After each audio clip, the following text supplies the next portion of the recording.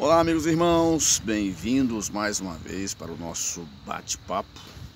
É sabadão hoje, eu estou gravando já um pouco tarde, às 6 horas e 59 minutos. O sol já está aberto. Sempre que eu estou gravando, lá ao fundo passa uns pássaros brancos.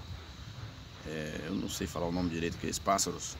Eles sempre passam, porque eles saem daqui da Beira Rio, da fábrica de cimento ali. Eles saem dali. Eu já peguei eles saindo dali, daquelas matas ali, aquelas árvores. E eles vão sentido a Vargem Alta. Eles voam até Vargem Alta, porque lá é mais frio. Interessante, eu não sei qual é a razão, eles descem à tardezinha, 5 e pouca da tarde, às 17, né? 17 horas, 17h20, eles descem e vão dormir lá, na Beira Rio. De manhãzinha eles sobem de novo. E aqui por cima aqui, da minha casa também, você pode ver que tem muitos pássaros cantando aí. Tem muitos pássaros. Aqui por cima da minha casa tem uma pequena mata. Tem um paredão rochoso, né? E esse ele gira, vai até lá do lado de Soturno para lá. E esse paredão, ele tem uma mata, uma pequena mata. E os papagaios também, de manhãzinha, eles saem e vão para lá. À tarde eles voltam. E às vezes, o gavião, tem aquele gavião grandão, que bem encorpado, aqueles bem grandes, eu não sei nem falar o nome, eles ficam esperando os papagaios voltar, para eles poder capturar os papagaios para comer. É a natureza, meu amigo. A gente fica chateado. Um gavião daquele todo tamanho pegar um passarinho menor. Se tiver galinha, pintinho no quintal, eles pegam também. Mas, meus irmãos e amigos, o assunto que nós vamos conversar agora, nesta manhã, é sobre a salvação. E a salvação? O tema dessa conversa é esta. E a salvação, como fica? Então, pensando nisso nesses dias, eu fiz algumas anotações só para a gente conversar um pouco. Eu quero ser breve para você não ficar enfadado comigo. Você pode ver que os vídeos meus passam dos 20 minutos e eu gostaria de que eles ficassem menor. Eu tenho um problema. Você pode ver que eu gastei mais de 2 minutos só para falar da introdução aqui dos passarinhos, né? Eu tenho esse problema. Ê, glória! Então, pensando nisso, por quê? O servo de Deus, aquele que aceita Jesus como Salvador, você está escutando um ruído aí? É uma máquina funcionando aqui do lado, um trator, numa empresa. O servo de Deus, ele aceita Jesus, passa a viver uma vida cristã voltada para os preceitos divinos. Nós precisamos prestar atenção nisto. Existe hoje uma confusão entre os preceitos divinos e alguns que acham que os homens estão colocando alguma coisa, algum elemento a mais em cima dos preceitos divinos. Pode até ter? Pode. Mas na maioria, os preceitos divinos precisam ser observados. O que os preceitos divinos pedem? Que esse novo cristão, que aceitou a Cristo como Salvador, passe a ser observador da sua palavra, dos seus estatutos, de seus preceitos. Então a palavra que eu vou dizer aqui nesta manhã não é uma palavra de condenação. Quem disse aqui que essa palavra aqui é uma palavra que fechou a vida da pessoa, acabou? Não, é uma palavra de orientação, de observação. É uma palavra de esclarecimento de assuntos pertinentes à salvação. Então, nós precisamos, quando nós nos posicionamos sobre alguns pontos no meio cristão, quanto a comportamento, quanto a usos e costumes, tá? Hoje há um debate muito grande sobre essas coisas. e perde-se o foco na salvação que foi proposta. Para chegar a Deus, o homem precisa esvaziar de si. Se nós não esvaziarmos de nós mesmos, nunca chegaremos a Deus. Preste atenção nisso. Ah, mas o meu pastor... Não estamos tratando do pastor aqui. O pastor tem o seu papel, ele é o ensinador, ele precisa ser obedecido como autoridade eclesiástica. Mas aquele ensino é do pastor. Quem disse que o ensino é do pastor? O ensino é de Deus. Você está entendendo? Então, se dentro de um contexto, por que em casos assim, se dá ênfase, né, à postura desse novo cristão? Por que se trabalha tanto a postura do novo cristão? Se você prestar atenção atentamente nos ensinamentos que se dão numa igreja, eu estou falando de uma igreja séria, eu não estou falando de igreja que leva as coisas à revelia, sem ordem, sem compromisso com a palavra de Deus. Igreja que tem compromisso com a palavra de Deus, geralmente ela não é compreendida.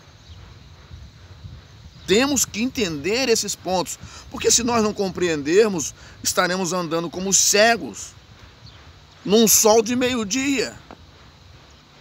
Tudo está visível e patente aos nossos olhos, temos condições de buscar entendimento e conhecimento e estamos retrocedendo em nosso sentimento, em nosso entendimento. Os simples lá atrás conseguiram perceber isso e nós aqui não percebemos. Em todos os aspectos da nossa vida, nós queremos arrumar sempre uma questão para debater um ponto e não chegamos a lugar nenhum. Então, é necessário prestar muito bem atenção nisso. E a salvação fica como nesse contexto todo? Há um debate muito grande sobre tantas coisas. E é perigoso esse estado de espírito das pessoas, porque quando elas ficam inclinadas a resolver os seus problemas a si só, elas perdem o foco, perdem, né, o propósito para o qual Deus a chamou. E passa a compreender que o contexto onde está vivendo é apenas um passatempo. Você não quer nada. Então, por que eu digo isso? Já no capítulo 15, a igreja devia estar no ano 70, até antes, entre os anos 70 e os anos 90, depois de Cristo. A igreja passava por um processo muito grande. Havia cidades que absorviam melhor o contexto da salvação. E havia cidades que não. Por quê? Devido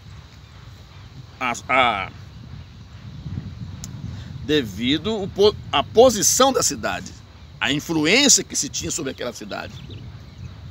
Então havia uma dificuldade agora de se inclinar ao propósito da salvação da forma que as pessoas pensavam. Por quê? O apóstolo Paulo, no capítulo 15, do verso 19, o que ele diz? Vamos lá? Vamos ler? Para nós não... Só vou ler este versículo, porque este é o tema. 1 Coríntios, capítulo 15, verso 19. 1 Coríntios. O Coríntios é tão pequeno que são duas cartas pequenas, em torno de menos de 1 Coríntios 15, 19. Olha só. Paulo, ele estava tratando do assunto da ressurreição. Paulo estava tratando desse assunto. E ao conversar com as pessoas ali, né, Paulo, no capítulo 15 e o verso 19, o que ele fala? Se esperarmos em Cristo, presta atenção nisso, só nesta vida somos os mais miseráveis de todos os homens. Se você ver o verso 20, o que ele falou? Mas agora Cristo ressuscitou dos mortos e foi feito as primícias do que dormem. Ou seja, Paulo estava dando ênfase de que naquele dia determinado por Deus, nós, aqueles que estiverem mortos, sepultados, eles ressuscitarão para encontrar com o Senhor. E até aqueles que não serão salvos ressuscitarão também. Eles precisarão passar diante do tribunal de Cristo. Todos, nenhuma alma na terra que viveu na terra até aquele tempo, que tenha vivido na terra até aquele tempo, deixará de passar pelo trono de Deus. Porque Deus julgará todas as gerações, de todas as épocas, de todos os tempos. Então é percebível nesses últimos dias que os filhos de Deus não estão preocupados com a salvação. Nós vemos aí a frieza espiritual, ela é grande. Ah, eu estou frio por causa disso, por causa daquilo, por causa de fulano, por causa de Beltrano, por causa da casa, por causa do trabalho, por causa da dificuldade, por causa disso. Ninguém assume. O ser humano tem a mesma postura de Adão e Eva lá no início. Não, foi a mulher que o Senhor me deu. Quer dizer, se o Senhor não tivesse me dado essa mulher, não teria acontecido isso comigo. Quando viram para a mulher falou, não, foi a serpente. Depois a serpente não tinha para onde pular mais, ficou por ali mesmo. Então o ser humano não assume. O mais bonito da história de uma pessoa, de um cidadão, uma cidadã, de um servo de Deus ou um servo de Deus, é assumir seus atos. Você pode observar na sociedade aí. É fato. A pessoa comete um crime, ele nega. O advogado mesmo fala, você tem que negar. Nega até o fim. Você está entendendo? O criminoso nega até o fim. E os filhos de Deus deveriam assumir uma postura de salvo. Por quê? Há alguns que estão acreditando pelo modo de vida, acreditando que acabando isso tudo aqui, ele ficará, nós seremos enterrados e a vida acabou. Não. Então nós estamos preocupados muito com aquele estado festivo, e estamos deixando de tratar assuntos sérios. Aqui eu não estou falando de A, B, C, não. Aqui eu estou falando de postura do servo de Deus, seja onde ele estiver, para ser salvo. Como é que nós vamos ser salvos?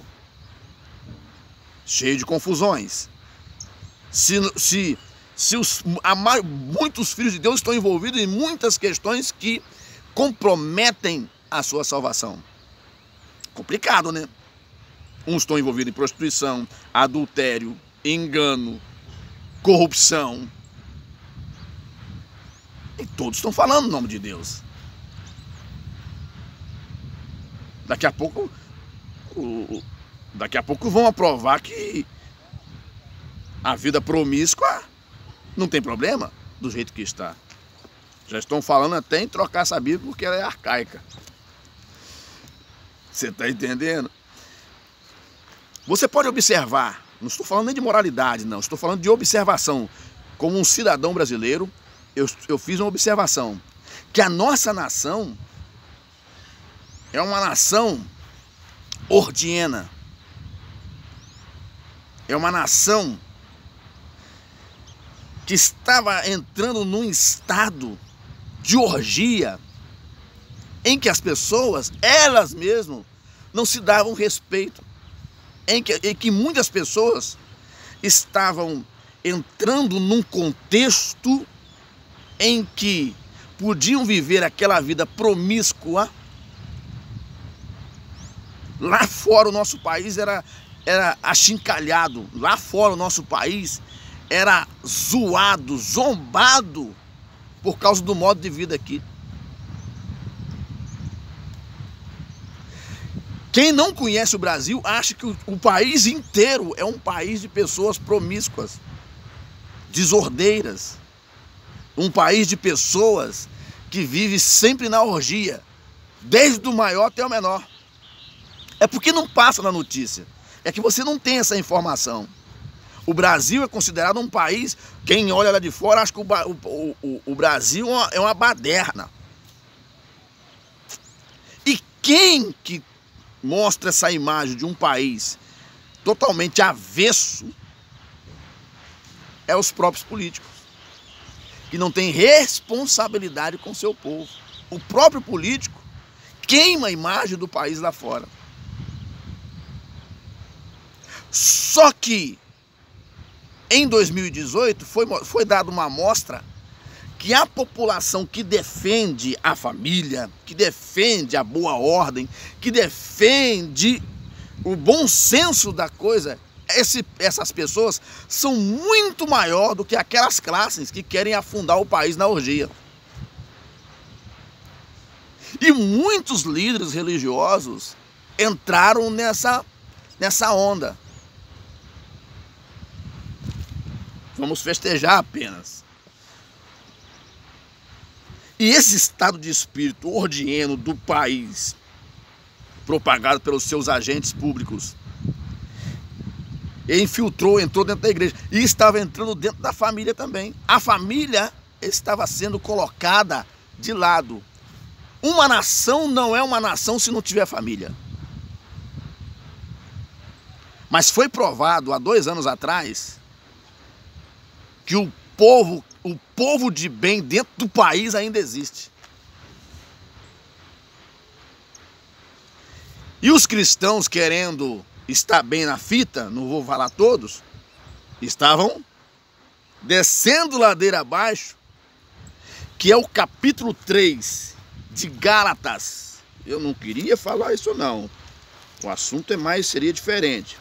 No capítulo 3 de Gálatas, o apóstolo Paulo dá um aperto aos irmãos de Gálatas, né? Olha o que Paulo fala para os Gálatas. Gálatas capítulo 3, verso 1. Isso, antes da igreja completar 100 anos, já tinha esses problemas lá. Porque Paulo já começa o capítulo 3 falando dessa forma: ó insensatos Gálatas. Olha o que ele diz: quem vos fascinou para não obedecerdes à verdade?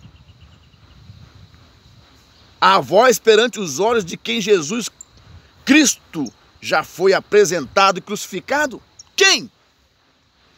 Verso 2: só quisera saber isso de vós: recebeste o Espírito pelas obras da lei ou pela pregação da fé? O verso 3: sois vós tão insensatos que, tendo começado pelo Espírito, agora vocês estão acabando pela carne. Ou seja,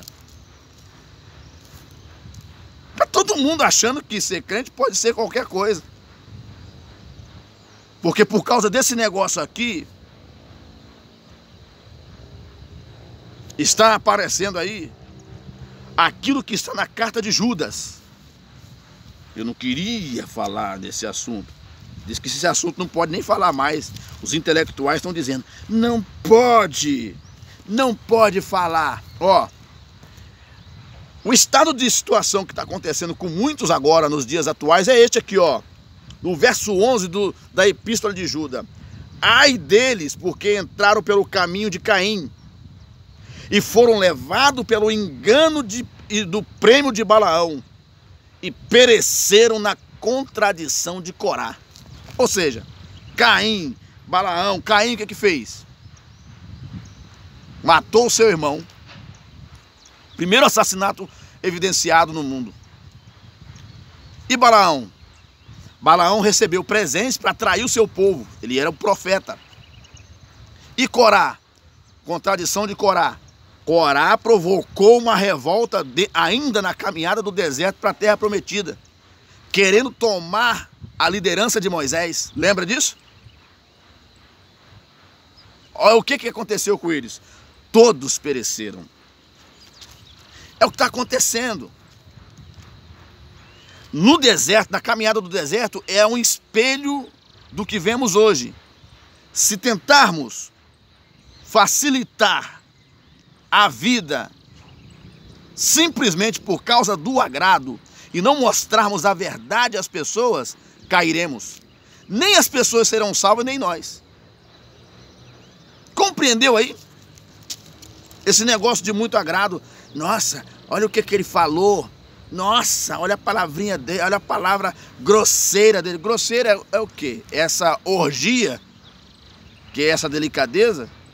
Aí, ó, em Mateus 7, 22 e 23 diz que muitos chegarão lá para Jesus e falar: Senhor, em teu nome nós profetizamos, em teu nome nós fizemos maravilha. Jesus vai dizer: eu nunca vos conheci. Por quê? Por que está esse versículo que Jesus falou aqui? Porque há muitos aí operando maravilha, mas vivendo na orgia, na promiscuidade, no engano. Então o espírito que opera nessa pessoa não é de Deus. Aí voltamos lá, não sei se é em Tessalonicenses, que diz que por causa do pecado, da dureza do coração do ser humano, Deus permitirá a operação do erro para que estas pessoas continuem no seu engano. Já que elas já têm o conhecimento, já têm as coisas ao seu dispor e preferem viver uma vida de orgia, fora do contexto sagrado, sem compromisso com Deus, é o que nós estamos vendo hoje. Então a operação do erro vem. E a pessoa sempre pensa que Deus está no negócio, e não é Deus que está, é o diabo que está operando. Em Lucas 10, verso 20, nós temos um outro registro. Olha lá os pássaros passando lá. Outro registro que os discípulos chegaram alegres. Mestre, quando nós falamos no teu nome para aquele espírito mal sair, ele sai. E ficaram todos alegres. Jesus falou uma coisa, meus discípulos queridos. Deixa eu dizer uma coisa para vocês aqui. Alegrai-vos, não porque os espíritos vos sujeitam. Vocês precisam se alegrar. Pelos vossos nomes está escrito no livro da vida. Ou vossos nomes está escrito nos céus. Em Apocalipse haverá o livro das obras. Milhões de pessoas aparecerão ali no livro das obras. Mas haverá também o livro, esse é o livro que fecha tudo, o livro da vida. O nosso nome tem que estar nesse livro, porque se não tiver, podemos ter feito muita coisa. Estamos sentenciados à morte eterna. Temos que pensar, os pais têm que passar para os seus filhos isso. Os pais cristãos, eles têm o compromisso de esclarecer os seus filhos sobre isso. Porque a omissão dos pais em relação à palavra de Deus para os seus filhos farão com que os pais terão que responder a Deus no dia do juízo. Então, cada um de nós, pastores, presbíteros, diáconos, evangelistas, missionários, ministros de Deus, todos, pais de família, temos o compromisso de passar a mensagem salvadora para as nossas gerações e não aceitarmos a negociata do diabo. Sinceramente, eu vou dizer uma coisa para vocês aqui. Se o diabo der uma chaculejada aí, tem gente que tem tanto medo que se o diabo der uma chaculejada aí, tem muita gente que passa para o lado do diabo. Tem gente que tem medo até do vento que passa perto dele. Temos que esperar em Cristo. Agora, viver essa vida aí, viver a vida de qualquer maneira e achar que vai ser salvo, isso é um engano. Eu volto a repetir a palavra de Paulo. Se pensarmos em Cristo somente nessa vida, ou seja, como se tudo decidisse por aqui mesmo, e não tivesse o céu, somos os mais miseráveis de todos os homens. É apenas um conselho, tá bom? Deus abençoe a sua vida, te dê vitória em tudo. A gente conversa numa próxima.